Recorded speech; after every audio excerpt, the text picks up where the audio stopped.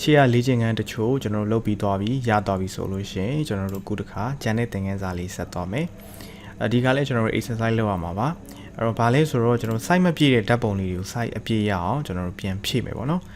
်ကျွန်တော်တို့တစ်ခါကျရင် second ပတ်ထားတဲ့ပုံလေးတွေကိုကျွန်တော်တို့ကလိုအပ်တာလေးတွေပြန်ပြင်မယ် cropping ပြန်ဖြတ်မယ်ဆိုလို့ရှိရင်တန်းပြီးတော့ cropping ဖြတ်လို့မရဘူးကျွန်တော်တို့လိုချင်တဲ့ site ကိုအချိုးပြန်ချပေးရတယ်အဲ့ site တွေကိုဆောနာ second ပတ်ထားတဲ့ဓာတ်ပုံလေးကိုထည့်ပြီးတော့မှကျွန်တော်တို့ cropping တစ်ခေါက်ပြန်ဖြတ်ကြရတယ်ပေါ့နော်ဒီလိုမျိုးလုပ်ရတယ်အဲ့ခါကျရင်ဒီလေ့ကျင့်ခန်းလေးကအသုံးတည့်တယ်ပေါ့နော်တစ်ခါကျရင်တစ်ခါလေးကြားလို့ရှိရင်လည်းကျွန်တော်တို့ရှေ့ကိုလာထုတ်တဲ့ဓာတ်ပုံလေးတွေပေါ့နော်ဓာတ်ပုံလေးတွေကဖုန်းလေးကနေသူဓာတ်ပုံဖုန်းကင်မရာနဲ့ရိုက်ပြီးတော့ယူလာတာမျိုးလေးဖြစ်ချင်းဖြစ်မယ်ဒါမှမဟုတ် Facebook တို့ Google တို့ကနေစီလာတဲ့ပုံလေးတွေလည်းဖြစ်ချင်းဖြစ်မယ်ပေါ့အဲ့ပုံလေးတွေတစ်ခါကျရင်လုံးဝသေးနေတဲ့အခါမှာလေကျွန်တော် site မပြည့်တာမရှိတယ်အဲ့ခါကျရင်ကျွန်တော် cropping ဖြတ်လို့လည်းအဆင်မပြေတာမရှိတယ်ပေါ့နော်ပုံမှန်အားဖြင့်ကျွန်တော်တို့ဥပမာပေါ့ကိုက full set နဲ့ပုံမှန်ထုတ်နေကြဆိုလို့ရှိရင် full set မပြည့်တဲ့ပုံတစ်ပုံကိုချီလာထုတ်တယ်ဆိုပါစို့အဲ့ဒါဆိုရင်ကျွန်တော်တို့ကcrop 2နဲ့ full set တခါတည်းအချိုးချပြီးဖြတ်လိုက်လို့ရတယ်ကျန်တဲ့မလိုတဲ့အသားတွေကတော့ဘေးမှာဆုံးရှုံးသွားမှာပေါ့နော်ဒါပေမဲ့တချို့ပုံတွေကတအားသေးတဲ့အခါမှာcropping ဖြတ်လို့လည်းမရတာမျိုးရှိတယ်အဲ့ခါကျရင်ကိုလိုချင်တဲ့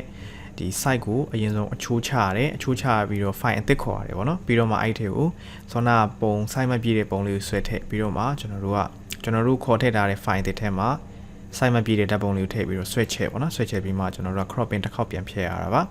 အဲ့လိုမျိုးတွေပြန်လုပ်ရတဲ့အခါမျိုးတွေရှိတယ်ပေါ့နော်အဲ့တော့ဒါလေးကလိုရမယ်ကကျွန်တော်ထည့်ပေးထားတာပါနောက်တစ်ခုကကျွန်တော်တို့ A4 မှာပေါ့နော်အဲ့တော့ဓာတ်ပုံလေးတွေ၄ပုံစီထည့်တဲ့အပိုင်းလေးလည်းကျွန်တော်ဒီမှာထည့်ပေးထားတယ်ဒါကတော့ဓာတ်ပုံဆိုင်တိုင်းprint ထုတ်ရတဲ့အတွက်ကြောင့်ဒါကတော့တခြားရမှာဖြစ်မှာပါအဲ့တော့ဖုန်းထဲကဓာတ်ပုံလေးတွေကျွန်တော်တို့ဆိုင်မှာလာပြီးတော့ထုတ်လို့ရှိရင်များသောအားဖြင့် full set နဲ့ထုတ်ကြတာများတယ်ပေါ့နော်ဒါပေမဲ့A4 မှာကျွန်တော်တို့ full set ဓာတ်ပုံ၄ပုံမကဘူးအဲ့တော့ size လေးနည်းနည်း short ပေးရတယ်၄လက်မှာ9.9လက်မှာပေါ့နော်ကျွန်တော်တို့ဒီချိုးသုံးတယ်တချို့ကြောက်လည်းနည်းနည်းလေး size ကိ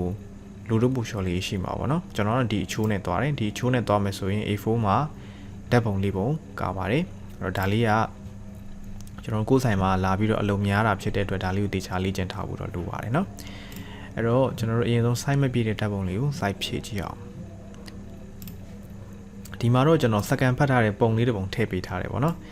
ဒါကိုကျွန်တော်တို့က second ဖတ်ပြီးများသောအားဖြင့်တန်းထုတ်တာနေပါတယ်နည်းနည်းပါးပြင်စရာရှိတာလေးပြင်အောင်ပါပေါ့နော်အဲ့တော့အယောင်ပြန်ချိန်တာတို့အလင်းမောင်ပြန်ချိန်တာတို့နောက်တစ်ခါအဆက်ပြောက်လေးတွေဖျောက်တာတို့ဒီလိုမျိုးတွေပြန်လုပ်ရတဲ့အခါမျိုးဆိုရင် site ကပြန်ဖြည့်ဖို့လိုပါတယ် cropping ကလည်းဖြတ်လို့မရရင်ပေါ့နော်အဲ့တော့ကျွန်တော်ဒီမှာပုံလေးကိုဖွင့်လိုက်မယ်ဒါလေးက passport ပုံလေးပါအဲ့တော့ passport ပုံလေးကကျွန်တော်တို့ cropping တန်းဖြတ်လို့ရှိရင် site ကြီးကဘေးကမလိုတဲ့အသားတွေပါနေမှာပေါ့နော်အဲ့တော့ passport site ကပုံမှန်ကျွန်တော်တို့ 1.1 1.3 site ပေါ့နော်အဲ့တော့ဒီဟာကိုကျွန်တော်က cropping ဖြတ်လိုက်ရင်ဘေးကအဖြူတွေပါနေဦးမှာအဲ့တော့ကျွန်တော်တို့ကဘာလုပ်မလဲဆိုတော့အရင်ဆုံးဒီကောင်ကို lock ဖြည့်လိုက်မယ်ပြီးလို့ရှိရင် file အသစ်ခေါ်မယ် file new တွေကိုတွားပြီးလို့ရှိရင် inches ဒီမှာထားပေးမယ်အဲ့တော့ passport size က 1.3 resolution ကိုကျွန်တော်300ထားလိုက်မယ် CMYK color နဲ့ပေါ့နော်ပြီး enter ခောက်လိုက်မယ်ပြီးရင် control tab နဲ့ဟိုဘက်ကိုတွားမယ်အဲ့တော့ rectangular marquee to u ပြီးလို့ရှိရင်ပုံလေးကိုချက်မယ်ဒါလေးကိုကျွန်တော်တို့ယူမယ်ပေါ့နော်အဲ့တော့ select ပေးပါ select ပေးပြီးတော့ control C ဟိုဘက်ဒါကိုပိတ်လိုက်ပေါ့နော် control W နဲ့ပိတ်လိုက် yes no မေးကျွန်တော် no မစေဘူး control V နဲ့ဟိုဘက်ကိုပေးချလိုက်ပေါ့နော်ပြီးရင် keyboard ကနေ V ကိုနှိပ်ပါ move to ပြောင်းတာနော်ပြီးလို့ရှိရင်ဒီမှာကျွန်တော်တို့ site လေးတကယ်လို့မပြည့်ပေါ့နော်နည်းနည်းလူတို့ပို့ short ပေါ့ဒီလိုလေးပြန်ပြီးတော့အချိုးချပါကြိုက်ပြီဆိုလို့ရှိရင်အလယ်မှာနှက်ချက်နေလိုက်မယ်နော်အဲ့တော့ကျွန်တော်တို့ကဒီတိုင်းထားလို့မရအောင်အဲ့တော့ A4 မှာပြန်စီလို့ရှိရင်ဆွမ်းနာ B မှာလေမပိုဒီမှာပိုနေတဲ့အသားတွေရှိတယ်ပေါ့နော်ဒါတွေကိုပါလို့မရဘူးအဲ့တော့ကျွန်တော်တို့ကကိုလိုချင်တဲ့ site ထဲကိုလည်းဒီပုံလေးထည့်ပြီးသွားပြီ site လည်းအချိုးချပြီးသွားပြီဆိုရင် cropping တစ်ခေါက်ပြန်ဖြတ်ပေးရတယ်အဲ့တော့ keyboard ကနေ C ကိုနှိပ်ပြီးရင်ဒီမှာကျွန်တော်တို့ 1.3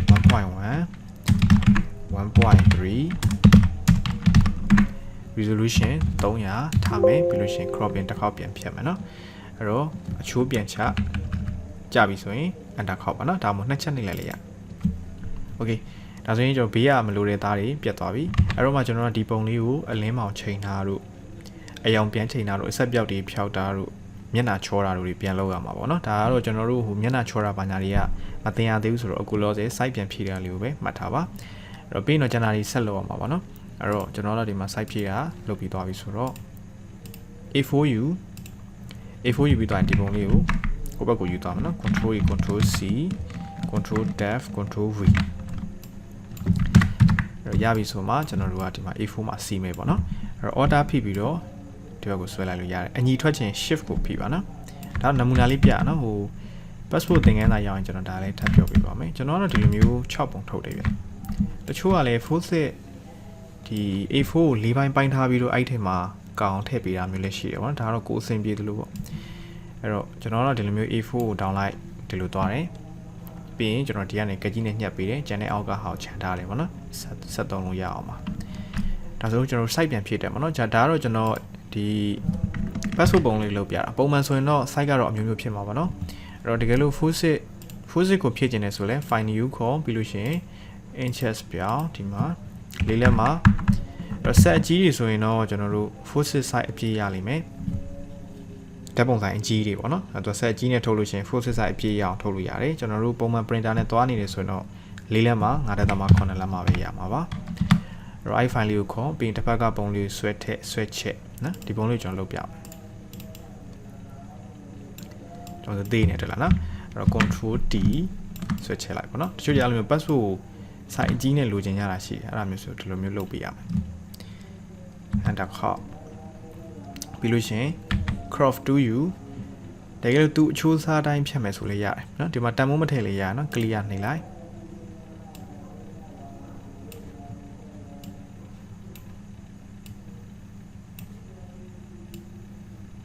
sorry အဲ့လိုမျိုးသွားလို့မရဘူး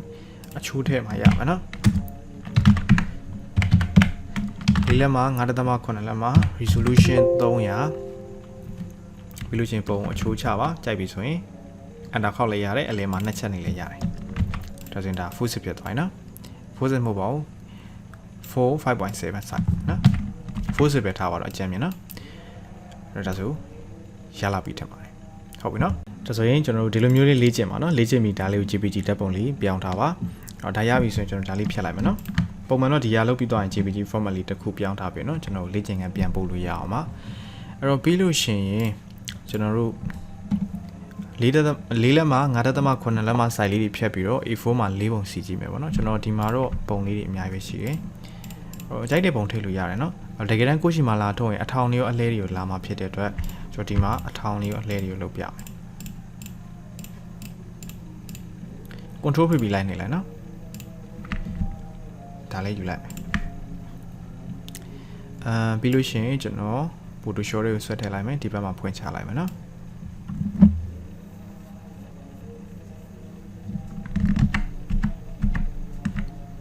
ဒါကြီးမလို့တော့ဆိုပိတ်လိုက်တော့မယ်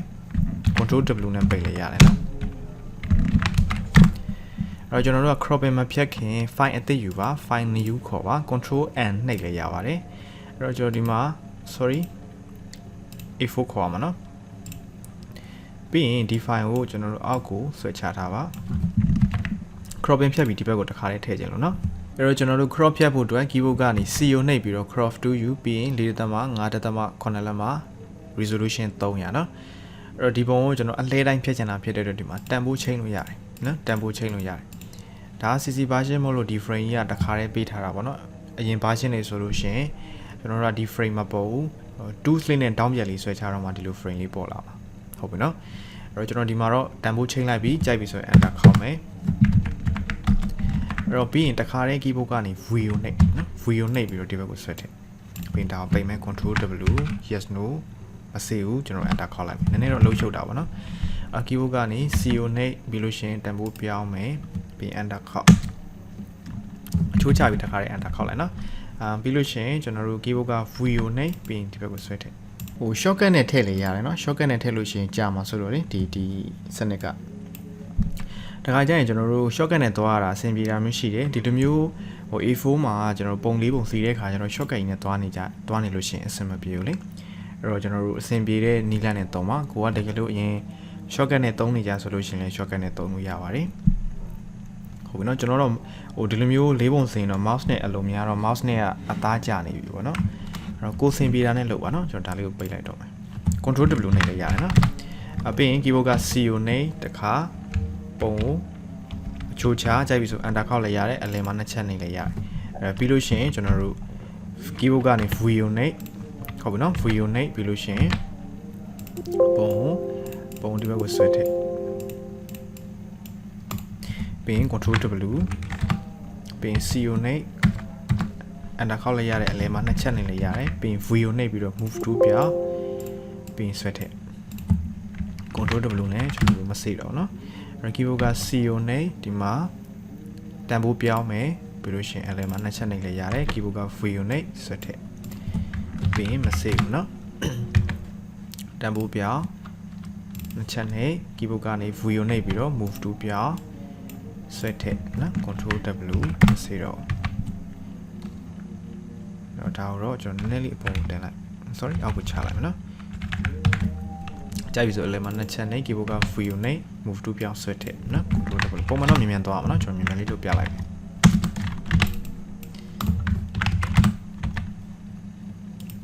ဒီလိုမျိုးသွားမှာပါကျွန်တော်တစ်ခါကျရင် mouse နဲ့လေးသွားလိုက် keyboard နဲ့လေးသွားပါတယ်စုံနေအောင်သွားတာပေါ့နော် okay အားလုံးပြီးသွားရင်ဒီဟာလေးကိုအပေါ်ပြန်တင်လိုက်ဟုတ်ပါနော် control 0နှိပ်ထားပါအဲ့တော့ကျွန်တော်တို့ပုံတစ်ပုံစီပြင်มาဖြစ်တဲ့အတွက်ဒီမှာပထမဆုံး layer လေးပေါ်ထားချင်တာဖြစ်တဲ့အတွက် order ဖြစ်ပြီးတော့ပထမဆုံး layer ကိုမျက်လုံးဖွင့်ပါပြီးလို့ရှိရင် background layer ပြန်ဖွင့်မယ်ဒီပုံလေး control T နဲ့ပြီးလို့ရှိရင်ဆွဲလှည့်ပြီးရင်ဒီမှာနေရာချလိုက်မယ်နော်ဒီပုံကြီးကပုံမှန်တော့အဖြူကြီးဖြစ်နေတော့တိတ်ကြည့်ရတာအဆင်မပြေတာနော်ဒီလိုလုပ်လို့ရအောက်ခံအနက်ခဏဖြည့်လိုက်နော်ပြီးဒီနားလေးကိုရွှေ့ပြီးတော့ arrow key နဲ့ကျွန်တော်နည်းနည်းလေးချိန်ပြင်ရပြီအဖြူပြန်ဖြည့်လိုက်နော် order bus way control bus way နဲ့အရောင်ဖြည့်ရမှာနော်ရှေ့မှာကျွန်တော်လေ့ကျင့်ပြီးသားပါပြီးဒီပုံလေးဒီမှာလာပြီးတော့နေရာချမယ်တိုင်းလည်းမကတ်နဲ့နော်ကျွန်တော် printer ကဘေးနားတွေတစ်ခါကျလို့ရှိရင်စီးမလိုက်လို့ရှိရင်အားလုံးပြည့်ကျန်ခဲ့မှာဆိုလို့ပါပြီးဒါလေးလည်းအောက်ကိုနည်းနည်းချမယ်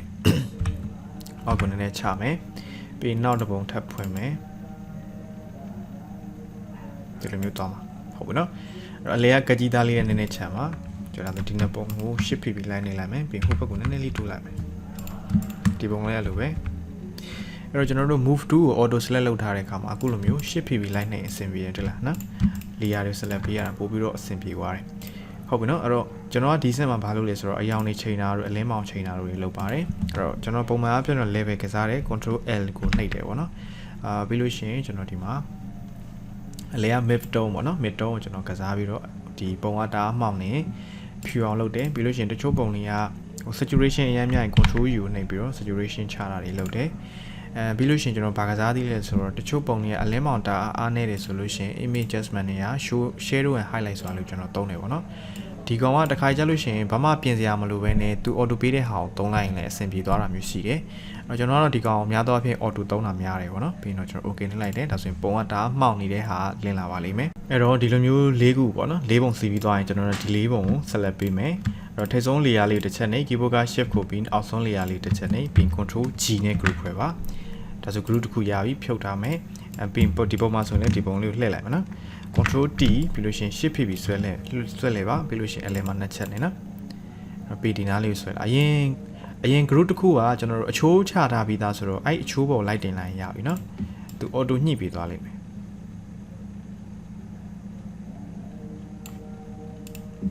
အဲ့တော့အောက်ဆုံးကပို့ပြီးတော့အရေးကြီးတယ်ပေါ့နော်အောက်ဆုံး group ကအရေးကြီးတဲ့အတွက်အောက်ဆုံး group မှာတေချာလေးအချိုးချပါအဲ့တော့ကျွန်တော်တို့ကဒီလိုမျိုးအောက်ကအချိုးချထားတဲ့နေရာလေးကိုပုံလေးတွေပြည့်ကတ်စေခြင်းနဲ့ဆိုရင်ဒီ view menu တွေကကျွန်တော်တို့ snap ဆိုတာလေးကိုကျွန်တော်တို့အမှန်ချက်ထားဖို့လိုတယ်ဟုတ်ပြီနော်အဲ့တော့ပြီးလို့ရှိရင် snap to မှာ guide to layer တို့ document bound တို့ဒါတွေပေါ့နော်ဒါတွေအားလုံးကျွန်တော်တို့အမှန်ချက်ထားမှအောက်ကအချိုးတိုင်းကျွန်တော်တို့ပုံလေးကိုယူလိုက်လို့ရှိရင်သူကပြည့်ကတ်သွားမှာရမှာနော်ဒီစက်မှာလည်းအလင်းမောင်ချိန်တာတို့အယောင်ချိန်တာတို့အားလုံးလုပ်ပြီးသွားရင် group ဖွဲ့ဟုတ်ပါနော် group layer လေးခုကို group ဖွဲ့ပြီးမျက်လုံးဖြောက်ထားအောင်အဲ့တော့အပေါ်မှာတကယ်လို့ပုံတွေအများကြီးရှိတယ်ဆိုလို့ရှိရင်လည်းအဲ့ဒီတိုင်းလေးကျွန်တော်တို့အကုန်လုံးအချိုးချပြီးလို့ရှိရင်အလင်းမောင်အယောင်နေချိန် group ဖွဲ့ဒီလိုမျိုးသွားမှာပါအဲ့တော့ဒါလေးကိုကျွန်တော်တို့ print ထုတ်မယ်ဆိုရင်ပထမဆုံး group လေးကိုမျက်လုံးဖွင့် print ထုတ်ပြီး group 2ကိုမျက်လုံးဖွင့် group 2ကိုကျွန်တော်တို့ print ထုတ်ဒီလိုမျိုးသွားမှာပါတကယ်လို့ပုံတွေအများများတော့ group တွေအများကြီးရှိပါပါเนาะဒီလိုမျိုးသွားမှာပါအဲ့တော့ကိုယ့်ရှိမှာဓာတ်ပုံလေးရှိရဆိုရင်ကိုယ့်ရဲ့ဓာတ်ပုံလေးနဲ့စမ်းကြည့်လို့ရတယ်ကျွန်တော်ကိုလေ့ကျင့်ခန်းအနေနဲ့ဘာလုပ်ပေးရမလဲဆိုတော့ဒီမှာစုစုပေါင်း group 5ခုရအောင်ပုံလေးတွေထည့်လိုက်ပါเนาะ group 5ခုဆိုတော့ပုံအနေနဲ့ပုံပေါင်း20ပေါ့နော်အဲ့ပုံပေါင်း20ရှိရမယ် group 5ခုကိုကျွန်တော်ဒီ A4 မှာပုံလေး4ပုံစီပြီးတော့ group ဖွဲ့ group ပေါင်းဘယ်နှခုရှိရမလဲဆိုတော့5ခုရှိရမယ်အဲ့5ခုကို group တစ်ခုစီကို JPG format ပြောင်းပြီးတော့ folder တစ်လုံးမှာတင်ပေးပါအဲ့တော့ဆိုတော့ site ဖြည့်တဲ့ဟာပေါ့နော် site ဖြည့်တဲ့ဟာကိုလည်းကျွန်တော် JPG ပြောင်းခိုင်းခဲ့တယ်အဲ့ဒါကိုလည်း folder တစ်လုံးထဲမှာတက်တက်စေပြီးလို့ရှိရင်ဒီမှာ group 5ခုဆိုတော့စာရွက်က9ရွက်ထွက်မှာပေါ့နော်ရှေ့က site ဖြည့်တဲ့ဟာနဲ့ဆိုရင်စုစုပေါင်း6ရက်ပေါ့နော် A4 6ရက်အဲ့ဒါကို folder တစ်လုံးထဲမှာတိမ်ပြီးသွားလို့ရှိရင်ကျွန်တော် JPG format နဲ့တိမ်ပြီးသွားရင်ဓာတ်ပုံရိုက်ပြီးတော့ comment မှာပြန်ပြီးတော့တင်ပေးပါနော်အဲ့တော့ဘယ်လိုမျိုး save ရလဲဆိုတော့ကျွန်တော်တို့ဟို save ကိုတော့သုံးလို့မရတော့ save as နဲ့သွားမှာနော်အဲ့တော့ပထမဆုံး group တစ်ခုကိုမျက်လုံးဖွင့် save as ကိုနှိပ်ပြီးလို့ရှိရင်ကိုယ်အသိဉာဏ်နဲ့ folder ကိုရွေးပြီးတော့ဒီမှာ JPG format ပြောင်းပါနော်အခုချိန်နေထိဆိုလို့ရှိရင်ကျွန်တော်တို့ဟို file သိမ်းတာတော့ရလောက်ပြီလို့ထင်ပါတယ်เนาะအဲ့တော့ JPG ပြောင်းပြီးလို့ရှိရင် save ပေါ့เนาะပြီးလို့ရှိရင်နောက် group တစ်ခုကိုမျက်လုံးဖွင့်ပြီးရင် file တွေက CS ပေါ့เนาะဒီလိုလာပြီးလို့ရှိရင်အဲဒီ zona ကရှေ့မှာတင်ထားခဲ့တဲ့ folder ကိုပဲဝင်ပြီးသွားရင်နာမည်နောက်တစ်ခုပေးပြီးလို့ရှိရင်ဒီမှာ JPG format ပြောင်းပြီးလို့ရှိရင် save ပေါ့เนาะဒီလိုမျိုးစက်တိုင်း save ပေးရမှာပါဒါဟိုတင်ထားပြီးသား file ကိုထပ်ပွားပြီးတင်တာဆိုတော့ save နဲ့သွားလို့မရတော့ save ကပထမဆုံးတစ်ချိန်ပဲတင်တာပေါ့เนาะအဲ့တော့ CS ကိုသုံးလို့ရှိရင်ကျွန်တော်တို့ကအချိန်ချင်းသိမ်းလို့ရတယ်နေရာတွေအများကြီးမှလည်းခွဲသိမ်းလို့ရတယ်ပွားသိမ်းလို့ရတယ်နာမည်အမျိုးမျိုးပေးလို့ရပါတယ်ဟုတ်ပြီเนาะဒါဆိုလို့ရှိရင်ဒါလေးကိုစမ်းကြည့်ပါရလောက်ပြီထင်ပါတယ်เนาะအဲ့တော့စမ်းကြည့်ပါမရတာရှင်ပြောပါเนาะ